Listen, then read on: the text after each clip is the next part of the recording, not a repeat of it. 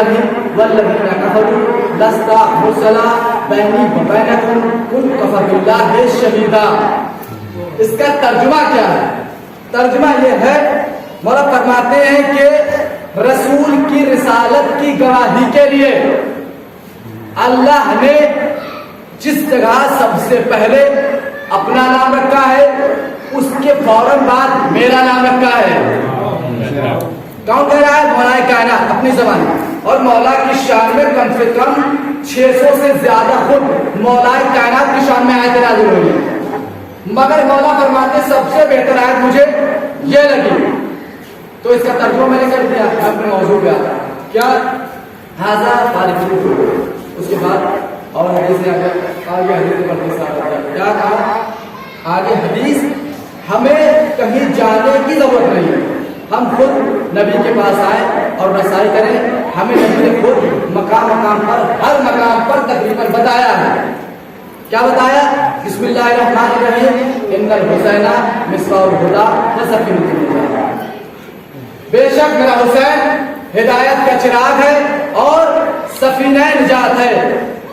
اب ذمہ داری آپ کی ہے، میں اپنے موضوع پہ آ رہا ہوں، لہذا کوشش یہ کیجیے گا جتنی دیر میں آپ کا ساتھ دوں آپ بھی ذکر اہل بیت میں چڑ ہو کے میرا ساتھ دیجیے گا. کیا ہے؟ حاضہ فارغ ہو، یہ میرا حسین ہے، اسے پہچان لو. اے اللہ کے نبی کیوں حسین کو پہچانوا رہے ہو جبکہ بہت سے ائمہ اور بھی ہیں، مولا کائنات بھی ہے، فاطمہ بھی ہے، حسن بھی ہے، عباس بھی ہے، زین العابدین بھی ہے، محمد باقر بھی ہے، جعفر صادق بھی ہے، موسیٰ کاظم بھی ہے، علی رضا بھی ہے، محمد تقی بھی ہے، علی نقی بھی ہے. یہ تمام ائمہ ہے، یعنی ایک سے لے کر 12 تک کا سلسلہ ہے. آپ نے آ کے یہ کیوں نہیں کہا محمد کو بھی پہچان لو، علی کو بھی پہچان لو، بلکہ یہ کیوں کہا حسین کو پہچان لو؟ یہ ہے عزیزان گرامی جملہ دے رہا ہوں، اس جملے کی قدر کیجیے گا. وہ اس لیے کہا کہ یہ بچہ کم سنی میں بھی ایسے ایسے کون آدھے ادا کرتا ہے. سبحان اللہ. صلوات پڑھے بزرگ محمد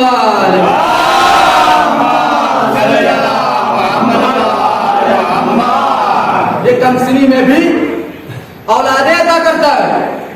کہیں جانے کی ضرورت نہیں. عزیزان گرامی جا کے در اہل بیت کو دیکھو. راہب واقعہ سنا ہوا، 7 بیٹے مولا کا امام حسین نے عطا کیے، راہب لے کر چلا گیا، خوش ہو گیا. پورا واقعہ نہیں پڑھتا، خالی مدعا. راہب کو 7 بیٹے ملے، آئے گھر پر لے کے چلے گئے. سمجھ میں آیا؟ برادران عزیز میرے بزرگان، سوچو مسئلہ کیا ہے. اللہ نے راہب سے کہا تھا اے رسول کہہ دو کہ اس کی نسل میں کوئی اولاد نہیں ہے، اس کی قسمت میں اولاد نہیں ہے. جب بھائی اللہ نے کہہ دیا اپنے رسول سے کہلوا دو، کہہ دو کہ اس کی نسل میں اولاد نہیں ہے، قسمت میں اولاد نہیں ہے، اس کا مطلب یہ ہو گیا اللہ سب سے بڑا ہے، جو کہہ دیتا ہے وہی ہوتا ہے. تو پھر کیوں راہب کو 7 بیٹے ملے؟ کیوں راہب کو 7 بیٹے ملے جبکہ اللہ نے کہہ دیا تھا کہ اس کی قسمت میں کوئی اولاد نہیں ہے؟ بھائی ہونا تو یہ چاہیے تھا کہ جب اللہ نے کہہ دیا تھا رسول سے کہہ دو اس کی قسمت میں اولاد نہیں ہے، چلا جاتا اور اسے تو معلوم تھا اللہ نے کہہ دیا اب تو ملنے والی بھی نہیں ہے. مگر کچھ شخصیات ایسی ہے کہ جن کے مقدر میں بھی نہ ہو پھر بھی عطا کر دیتے ہیں. ساتھ دیجیے گا میرے عزیزان، جن کے مقدر میں نہ ہو پھر بھی وہ عطا کرتے ہیں. کہ راہب آیا اور آنے کے بعد اپنا پیغام پہنچایا، مجھے اولاد چاہیے، مجھے اولاد عطا کیجیے. کہتے ہیں رسول نے کہا تیری قسمت میں اولاد نہیں ہے. بیچارہ مایوس ہو کر جا رہا ہے. امام حسین سے ملاقات ہوئی، مولا ملے، ملنے کے بعد پوچھا کیوں مایوس ہو، کیوں پریشان ہو، کیوں چہرے پہ اداسی ہے؟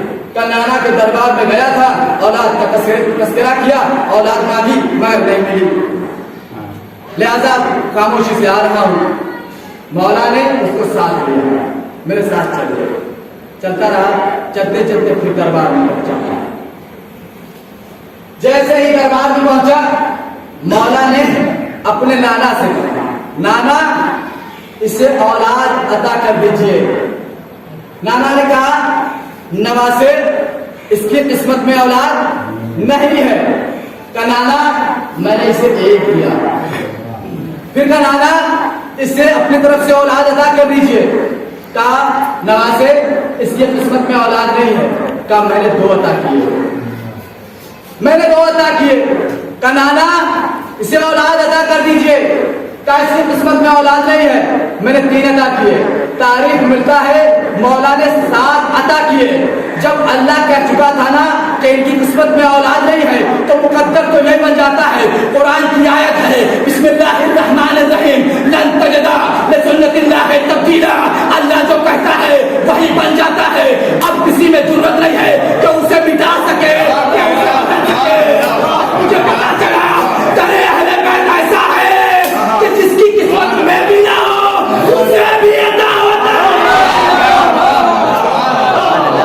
सलावत मिल जो के मोहम्मद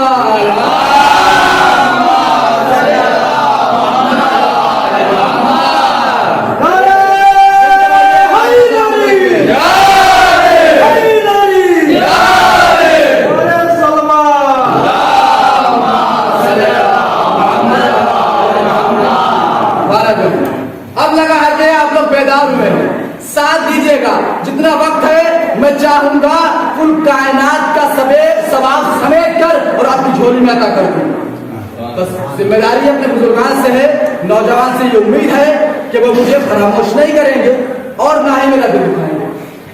अगर मैं सिर्फ मेहनत करता रहा और आपने उसकी उजरत नहीं दी, वाकई मुझे सदमा हो जाएगा, मुझे सदमा हो जाएगा। क्यों?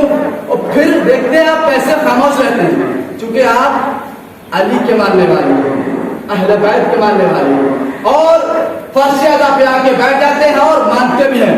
फकत आना और बैठना जरूरी नहीं है, आप लोग मानते भी हैं। यहाँ से अता भी होता है तब मानते हैं। भाई किसी के पीछे कोई खाली हाथ नहीं जाता। मसलन मैं चाचा के यहाँ जा रहा हूँ, बिलावल जा रहा हूँ, मुझे कुछ तो उम्मीद होगी कि इनसे मुझे कुछ हासिल होगा, कुछ मुझे हासिल होगा।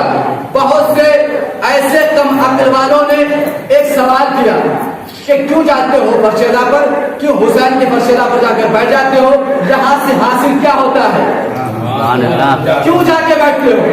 और ये जो जगह जगह मजलिसें करते हैं, जगह जगह मुनाजरे करते हैं, ऐलान करते हैं, शायद ये इसलिए ऐलान करते हैं ये अपनी तादाद बढ़ाना चाहते हैं, ये अपनी शायद तादाद बढ़ाना चाहते हैं, इसलिए जगह जगह ऐलान करते हैं। मैंने कहा था सुन, हमारे यहाँ पाको पाकीज़ा आते हैं, नजिस नहीं आते हैं।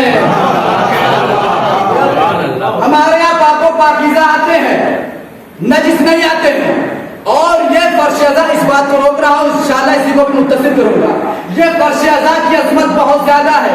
जहां आप बैठे हुए हैं कितनी अजमत है कि इसी फर्श अज़ा पे हमें ये दर्स दिया जाता है कि अपना कौन है, पराया कौन है। हमें ये भी दर्स मिल जाता है अपना कौन है और पराया कौन है। और उसके बाद ये भी दर्स मिलता है कि अच्छा क्या है, बुरा क्या है, अच्छा क्या है, बुरा क्या है। ये भी हमें इस दर्स यहाँ से मिलता है दर्स। और तमाम वो अहकामे परवरदिगार जो अल्लाह ने रखे हैं वो हमें यहाँ से मिलते हैं। तो जब हमें यहाँ से मिलते हैं, अच्छा बहुत से लोगों की निगाह रहती है ये 2.25 महीने में कितना पढ़ लेते हैं, या इतना ज्ञान। अच्छा हमारे यहाँ क्या अथॉरिटी है, हमारे यहाँ 2.25 महीने में इतना पढ़ा दिया जाता है, इतना पढ़ा दिया जाता है। हमारे यहाँ 2.25 महीनों में इतना पढ़ा दिया जाता है। जुमला नजर कर रहा हूँ आपके सवालों के हवाले, जुमले की कदर कीजिएगा। हमारे यहाँ 2.25 महीनों में इतना पढ़ा दिया जाता है, इतना पढ़ा दिया जाता है। हमारे यहाँ बुजुर्गों की तो बात अलग है, हमारे यहाँ के बच्चों के जो हमारे बच्चे हैं उनसे तुम्हारे बुजुर्ग सवाल नहीं कर पाते।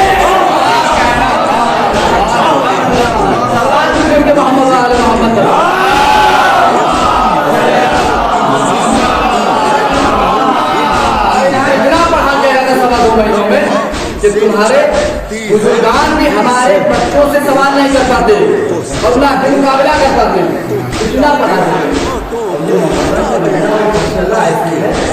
کہ وہ جو سال تبلیغ کرتے ہیں زیادہ کے سزائے کے ساتھ جاتے ہیں، سال بھر تبلیغ کرتے ہیں، ہمارے سوا 2 مہینے میں اتنا بتا دیتے ہیں، جب تک سال گزرتا ہے پھر محرم آ جاتا ہے، جب تک سال گزرتا ہے پھر محرم آ جاتا ہے، پھر وہ اتنا ہی تیاری ہو جاتی ہے، کہاں جاؤ گے؟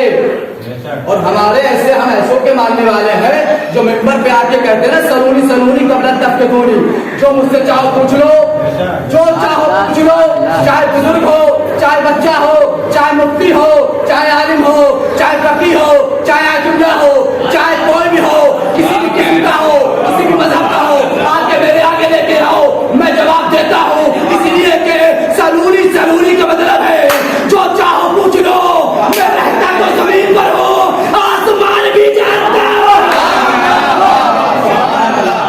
میں چن کے پڑے محمد آل محمد،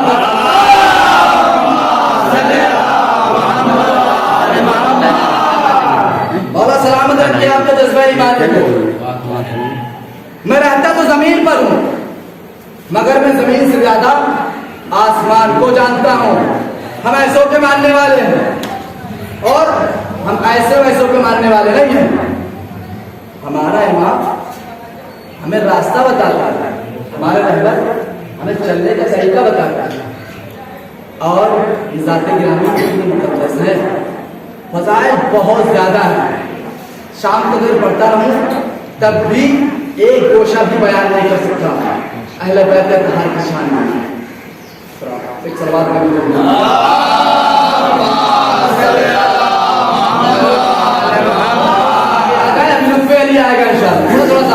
کیوں؟ اس لیے کہ مجھے ایسا لگ رہا ہے کہ پہلے بستی ہے، پھر بیابان ہے، پھر بستی ہے، تو ایسا نہیں ہونا چاہیے۔ کیوں؟ اس کی وجہ ہے محبت علی جس کے دل میں ہوتی ہے پھر اس کے دل میں ذرا بھی ساکھ نہیں ہوتی ہے۔ بہت بڑا جملہ کہہ گیا، جس کے دل میں محبت علی ہوتی ہے پھر ذرا بھی ساکھ نہیں ہوتی کہ کسی اور کی بھی محبت آ جائے۔ تو یہ ہونا چاہیے، فرش ازاں پہ آپ متظر ہو کے بیٹھو۔ اس لیے یہ فرش ازاں بہت قیمتی ہے، بہت عظمت دار ہے۔ کیوں؟ اس کی وجہ یہ ہے، اس کی وجہ یہ ہے کہ آپ اس فرش ازاں پر آ کر بیٹھے اور بیٹھنے کے بعد تصور کرو، سوچو اللہ کا نبی فرما رہا ہے اس فرش ازاں کی قیمت اتنی زیادہ ہے کہ یہاں معصوم خود تشریف لے کر آتے ہیں، یہاں خود معصوم آتے ہیں، اور تصور کرو، سوچو آپ کا اسٹیٹس کتنا بلند ہے۔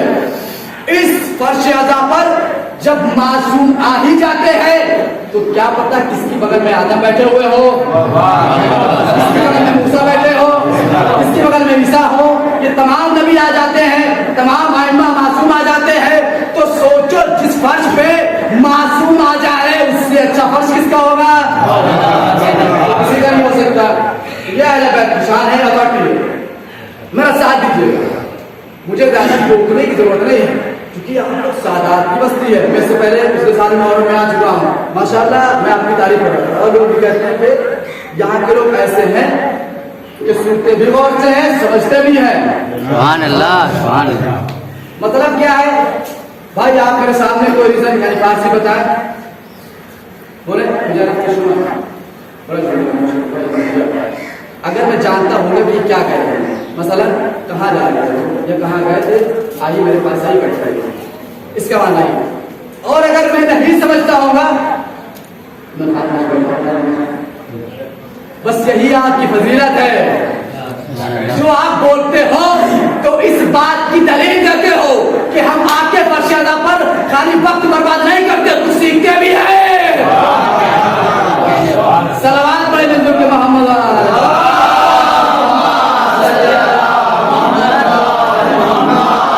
ہم خالی وقت برباد نہیں کرتے، ہم سیکھتے بھی کچھ ہیں، اور ہمیں اس فرش ازاں سے بہت کچھ ملتا ہے، کیونکہ اس فرش ازاں کی بہت زیادہ اہمیت ہے۔ کیوں؟ اگر اس فرش ازاں کی اہمیت نہ ہوتی تو یہ فرش اٹھ کے اللہ کے لیے ہوتا، بلکہ اللہ کے چنے ہوئے بندے اس فرش پہ نہیں آتے۔ سمجھ میں نہیں آتا؟ میں اور بات کروں، مثلا میں چھوٹا عالم ہوں اور ایک مجھ سے بڑے عالم ہوں، میں اور وہ عالم آپ کے بستے میں آئے، جب میں آ گیا وہ بھی آ گئے تو اب لازم کس کے اوپر ہے کہ کون کس کی اطاعت کرے گا؟ جواب دیجیے گا، بول کے بتائیے گا کس کی اطاعت کری جائے گا؟ بھلے کی جائے گی؟ میں اٹھ کے ان کی خدمت کروں گا، لہذا ان کا شرف یعنی ان کا معیار بڑا ہے، بلندی ہے، اسٹیٹس ہے۔ اسی طریقے سے فرش ادا کا بھی مطلب ہے اگر اس کا اسٹیٹس بلند نہ ہوتا تو یہ فرش اٹھوا کے اللہ فرش پہ منگوا لیتا، عرش پہ منگوا لیتا۔ بس یہی وجہ رہی ہے، اس فرش ادا کی قیمت یہی ہے کہ یہاں جبریل جیسا فرشتہ بھی آتا ہے، جبریل جیسا فرشتہ آتا ہے اور آنے کے بعد بیٹھ جاتا ہے اپنے پروں کو سمیٹ۔ تاریخ میں روایت میں ملتا ہے جبریل کے پر اتنے بڑے بڑے، ایک پر مشرق میں ہے ایک مغرب میں ہے، اور جب فرشتہ پہ آتا ہے تو پروں کو سمیٹ کے بیٹھتا ہے۔ سمجھ رہے ہیں؟ اور قانون سنے فرشتہ کا، معاشرے میں بہت سے افرادوں کے پاس جب دولت ہو جاتی، کسی کو ناگوار نہ گزرے، دولت ہو جاتی ہے تو گھمنڈ آ جاتا ہے، گھمنڈ یہ آ جاتا ہے بڑے آدمی ہمارے پاس پیسہ ہے۔ تو جب گھمنڈ آ جاتا ہے تو ایک وہ اپنی کوالٹی بنا لیتے ہیں، ایک نظام بنا لیتے ہیں۔ مثلا ہمارے پاس جب پیسہ ہو گیا تو ہمارے برابر کا ہی آدمی آئے گا، ہم تبھی اسے بولیں گے، ہمارے برابر کا آدمی آئے گا تو ہم اس کے پاس بیٹھیں گے، اگر غریب آئے تو نہیں بیٹھیں گے، یہ بنا لیتے ہیں۔ فرش ادا کی قیمت سنیے گا اور اپنا ثبوت دیجیے گا، عزادار ہیں آپ۔ یا جیسے اسٹیٹس بنایا، جیسے یہ نظام آپ نے بنایا کہ اب ہم پیسے والے ہو گئے ہیں، اب ہم دولت مند ہو گئے ہیں، تو اب ہم بڑے آدمی کے ہی پاس بیٹھیں گے اور بڑے آدمی سے ہی بولیں گے۔ غریب آیا اور آپ کے پہلو میں بیٹھ گیا، یہ ہو رہا ہے، منہ بننے لگا۔ بڑا آدمی آیا، آئیے بیٹھے ساتھ میں کھانا بھی ساتھ میں ہو رہا، مگر غریب آدمی کو ٹھکرا رہے ہیں، لات مار رہے ہیں۔ اللہ نے نظام بنایا، نادان تو اپنے گھر میں تو نظام بنا سکتا ہے، حسین کے فرش پہ نہیں بنا سکتا۔ سنے ایک منٹ، تو اپنے گھر میں نظام بنا سکتا ہے، قانون بنا سکتا ہے، قانون نافذ کر دیتا ہے، کیونکہ بڑا اور چھوٹے کا اسٹیٹس تو نے بنایا ہے۔ اللہ کہہ رہا ہے ہم نے حسین کا فرش بچھا کے ایک نظام بنا دیا ہے کہ چھوٹا بھی آئے تب بھی یہی بیٹھے۔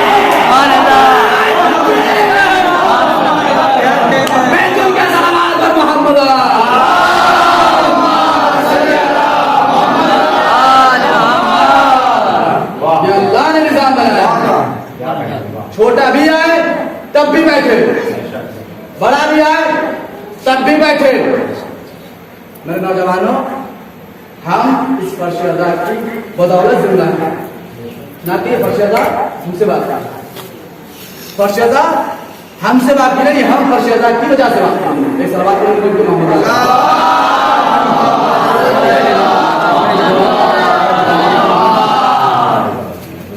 تو جب یہ اتھارٹی مل گئی اس فرش ادا کے اندر یہ ہو گئی تو ہمیں لازم ہے کہ آ کے یہاں بیٹھیں، کچھ سیکھیں۔ کیوں؟ اس کی وجہ ہے، وجہ یہ ہے کہ یہاں وہ بھی مل جاتا ہے نا، ابھی میں نے کہا نا جو مقدر میں نہ ہو وہ بھی ملتا ہے۔ بابا جو مقدر میں نہ لکھا ہو وہ بھی ان ہستیوں نے دیا ہے اور لوگوں کو ملا بھی ہے۔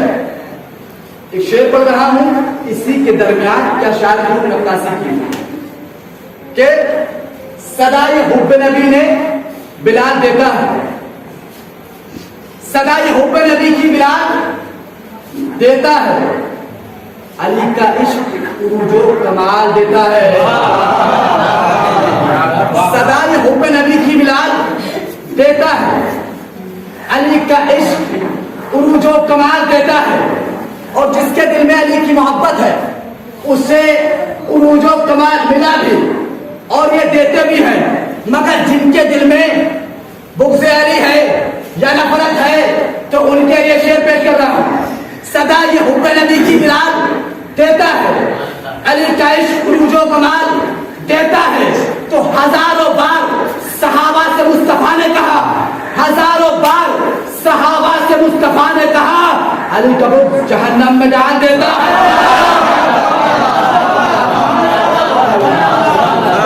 علی کا بغض جہنم میں ڈال دیتا ہے. میں نے ابھی کہا تھا نا جو مقدر میں نہ لکھا ہو وہ ایک صلوات پڑھنے میں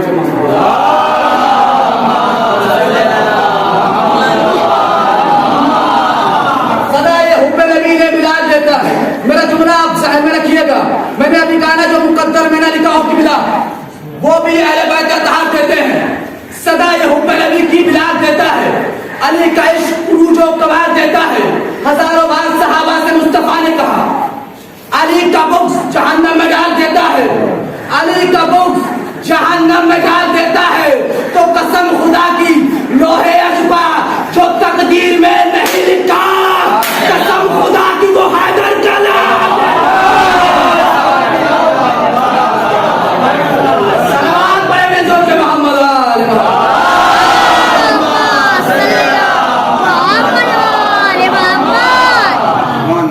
جو لوہے اشبا تقدیر میں نہیں لکھا قسم خدا کی وہ حیدر کا نام دیتا ہے.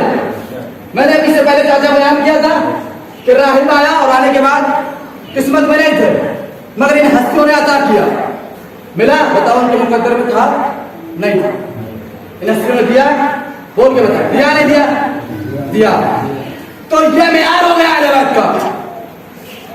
تو جب اہل و غیروں کو مل سکتا ہے تو پھر ہم کیوں نہ آئے. ہم تو ان کے ماننے والے ہیں.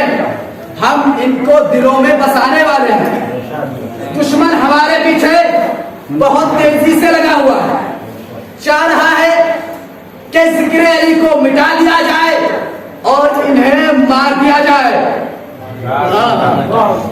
دشمن لگا ہوا انہیں مار دیا جائے اور ذکر علی کو روک دیا جائے. میں نے کہا نادان سن کتنے مار سکتے ہو کتنے مار سکتے ہو. تمہاری تعداد ہزاروں کی تعداد میں تم مار سکتے ہو کروڑوں کی تعداد میں نہیں مار سکتے. نظام دیکھا نہیں دیکھا. کربلا میں سائنٹسٹ کہتی ہے اور جو ریسرچ کرتے ہیں انہوں نے ریسرچ کیا. ریسرچ کرنے کے بعد انہوں نے پورے اپنی زبانی بتایا کربلا میں اگر ساری عوام کو سمیٹا جائے اور سمیٹنے کے بعد اس میں کھینچ کھینچ کے 1 لاکھ بجوا سکتا ہے. سرکار کتنا 1 لاکھ اور آتا کتنا ہے 7 کروڑ. یہ میں آپ کی اتھارٹی بتا رہا ہوں. ادادار آپ نے سید شیعہ مولا کی چاہنے والے کتنے جمع ہوتے ہیں کتنے کربلا پہنچتے ہیں 7 کروڑ. اس نے بتایا 1 لاکھ زیادہ سے زیادہ 1 لاکھ جا سکتا ہے. مگر یہ عظمت کربلا ہے. یہ حسین کی عزت ہے اور یہ وقار حسین علیہ السلام کا ہے کہ دل چاہے جتنا بھی چھوٹا ہو مگر محبت اتنی ہونی چاہیے. دل چاہے جتنا بھی چھوٹا ہو محبت اتنی ہونی چاہیے کہ اس میں تمام عزیز و اقارب آ جانے چاہیے. تو سن لیں جب 40 کا موقع آتا ہے تو انسان